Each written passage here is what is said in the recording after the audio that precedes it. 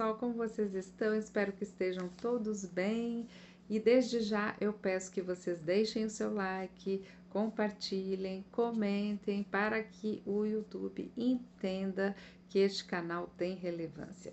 E hoje daremos sequência a mais um vídeo falando sobre a obra de Nikolai Berdyaev, O Espírito de Dostoiévski, ok? Já fizemos 2 vídeos anteriores.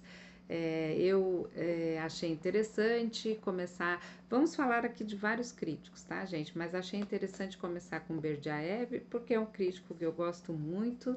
E então estamos falando aí sobre o primeiro capítulo, onde o Berdyaev faz aí as suas considerações iniciais para desenvolver toda a sua crítica acerca da obra do nosso gênio Dostoiévski. No vídeo anterior, Berdyaev, comentei que Berdyaev vai falar sobre a ideia em Dostoiévski, né? Ele vai dizer que as ideias em Dostoiévski são dinâmicas e são distintas do que? Das formas imóveis de Platão, né? Comentamos sobre isso, né? E aí ele diz que em Dostoiévski, a obra de Dostoiévski vai ser o que ele chamou de um banquete de pensamento, e que sob esse aspecto dinâmico, desse dinamismo da obra que tem ideias em ação, elas vão se resolver pelo que ele chamou aí do princípio, vai utilizar o princípio da coincidência dos opostos, né? Então, a partir do momento que Berdyaev estabelece esse método, ele vai justificar por que é necessário, né? E aí ele vai fazer também uma crítica a quase toda a fortuna crítica de Dostoiévski até aquele momento, né? Ele diz que há na leitura de Dostoiévski um saber novo, né? E que é esse ensinamento que ele vai se propor a desempenhar na sua integridade, né? Porque ele diz que o problema de tudo do que se escreveu antes acerca de Dostoiévski não é que fosse falso ou que não, enfim, não se justificasse. Ele diz que se escreveu muito sobre Dostoiévski, coisas verdadeiras, coisas interessantes. O problema era que essas coisas eram imparciais, né? Elas eram, desculpa, imparciais não, elas eram parciais, né? Ele dizia que os críticos eles não conseguiam ver o conjunto da obra de Dostoiévski. Cada estudioso desses se lançou sobre ele com a sua perspectiva, né, sob uma luz restrita do próprio crítico, né?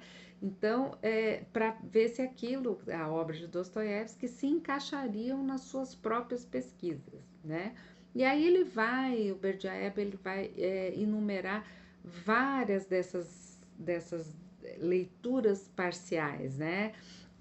E é muito interessante ver, porque de fato, quando a gente vai lendo os críticos, a gente vai percebendo que cada um vai ter uma tradição, vai ter uma crítica específica acerca de Dostoiévski. Então, para alguns, Dostoiévski era o defensor dos humilhados e dos ofendidos, né? O escritor que tinha uma compaixão social pelos pobres, pelos deserdados, aquele que deu voz a essas pessoas que são esmagadas aí pela sociedade. Aí já para outros ele foi, ou para outro, né, ele foi um talento cruel, né, um artista que se comprazia no sofrimento, né, que torturava os seus personagens, né, que espremia a dor até a última gota, né. Para outros foi o profeta do cristianismo novo, né, gente. Também foi o homem que descobriu o homem subterrâneo, né? Essa consciência dilacerada que vai aí inaugurar a nossa modernidade psicológica, né? Ou também foi uma espécie de ortodoxo arauto da ideia messiânica russa, né, gente? O pregador da missão espiritual da Rússia para todo o resto do mundo, né? Então, cada uma dessas leituras, o Berdyaev vai observar que elas têm a sua verdade, né? Dostoiévski foi de fato tudo isso. O erro não está em afirmar qualquer um desses aspectos, está em tomar essa parte pelo todo da obra. E aí ele diz que ninguém empreendeu a síntese de todos esses aspectos. E menos do que qualquer outra corrente, né, a crítica tradicional russa, né? Ele diz que de fato não fez. Mas aí ele vai pegar um exemplo assim emblemático dessa questão, que é o crítico Mikhailovsky, Nicolau Mikhailovsky, né, que foi um dos críticos mais influentes da Rússia do fim do século XX, né, muito ligado ao populismo, a uma visão social e o que ele chamou de utilitária da literatura, né. E aí ele diz que foi ele justamente o autor, né, do ensaio, o famoso ensaio, né, que fixou a fórmula de Dostoiévski como um talento cruel, né, talento cruel. Inclusive eu tenho aqui, gente, a antologia do pensamento crítico russo, tá? Que tem esse ensaio, né, do Mikhailovsky. A gente pode fazer vídeos acerca desse ensaio, porque é bom a gente conhecer aí essa variedade, né, desta fortuna crítica, né, acerca de Dostoiévski, para que ao final a gente crie a nossa própria crítica acerca da obra do nosso gênio, né? E aí ele diz que no caso deste crítico, Mikhailovsky, vou falar assim, Mikhailovsky, tá bom, gente? Que ele era organicamente incapaz de compreender o Dostoiévski, né? É, um crítico, aí ele vai dizer, né, que um crítico que vai medir a literatura por critérios sociais, utilitários, né, ele, pela sua própria constituição, pelos seus próprios princípios, ele vai ficar cego para o quê? Para uma dimensão espiritual da obra de Dostoiévski. E aí, para o Berdyaev, essa dimensão é tudo, né? É tudo, né? Ele diz que para que se possa penetrar verdadeiramente na obra de Dostoiévski, é preciso ter o que ele chamou de uma alma aparentada, de certo modo, a de Dostoiévski, né? Tem que ter essa identificação, tem que ter essa sincronicidade, né, gente? Então não basta, segundo ele, ter inteligência, é preciso sim ter essa afinidade espiritual. E é por isso que foi necessário esperar aí, aguardar os princípios do século XX, né, e o movimento espiritual e intelectual que marcou aquela época, né, para que surgissem essas tais almas, né, porque é deste período, né, princípio do século XX, que há esse interesse na obra de Dostoiévski para analisá-la a partir de um prisma de um renascimento religioso, de um saber aí filosófico que vai se voltar contra o materialismo do século anterior, né? E vai se voltar para enxergar questões de espírito, de fé e de metafísica. E Berdyaev era dessa geração, né? E aí ele diz que essa leitura sua só se tornou possível porque neste momento, então, havia essa sensibilidade dessas almas que estavam falando sobre Dostoiévski, sobre esse prisma mais metafísico, mais espiritual, né? E entre esses estudos, né, de mais metafísicos, mais espirituais, ele vai destacar o livro do Dmitry Merezhkovsky, né, que é intitulado Tolstói e Dostoiévski, né? Ele considera esse o melhor estudo nesse sentido dos escritos até então, né? Mas aí ele faz uma ressalva, tá, gente? Ele faz uma ressalva ao Merezhkovsky, né?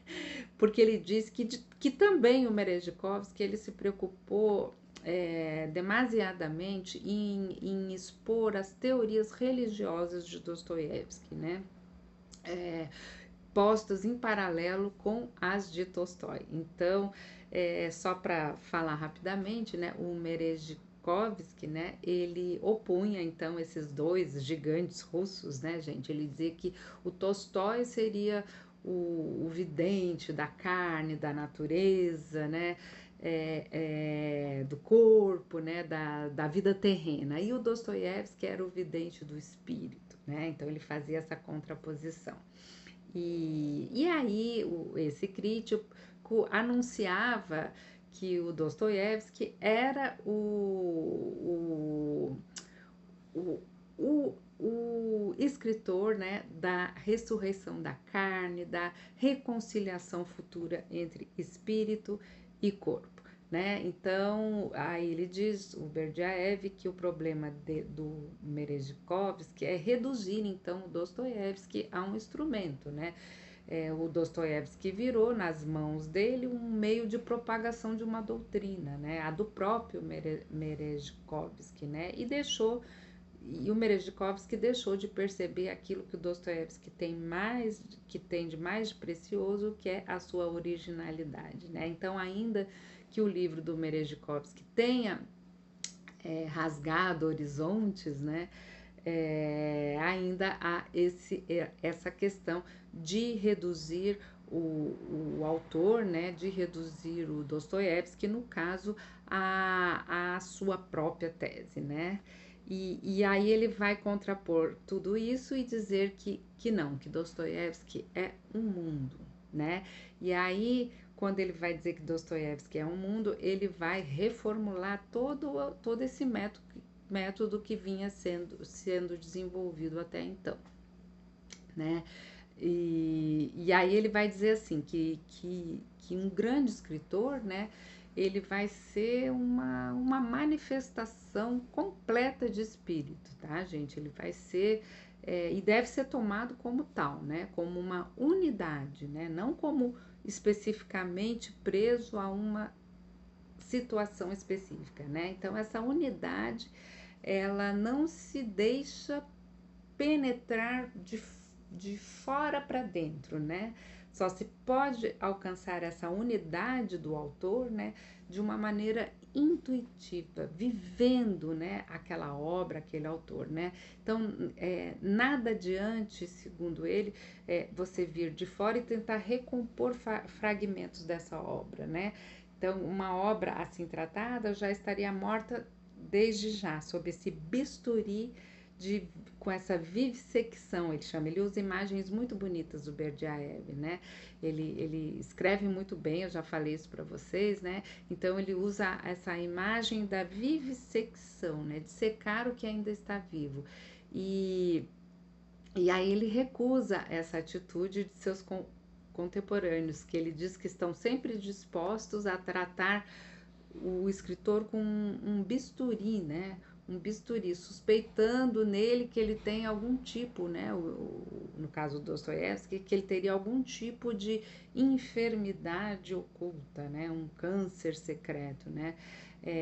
Aí é uma crítica aí ao gesto de reduzir esse gênio a uma espécie de patologia. No caso de Dostoiévski, ser explicado ou pela epilepsia, ou por uma neurose, ou pelos seus traumas, né? Como se a grandeza da obra fosse um sintoma de uma doença que teria que ser diagnosticada, né? Então, contra esse gesto, o Berdyaev vai anunciar que ele vai ao encontro do Dostoiévski pelo caminho dos crentes, né? Pelo caminho da extrema confiança. Ele vai mergulhar sem o que ele chama de segundas intenções nesse mundo das ideias dinâmicas de Dostoiévski, né?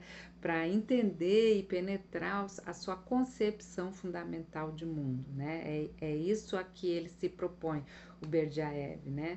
Então, um leitor que vai se aproximar de Dostoiévski não como um médico, né, gente? Não como um médico diante de um doente, mas sim de alguém que está ali crendo naquele mistério da obra, né? Disposto a viver a obra por dentro, né? De dentro para fora, né?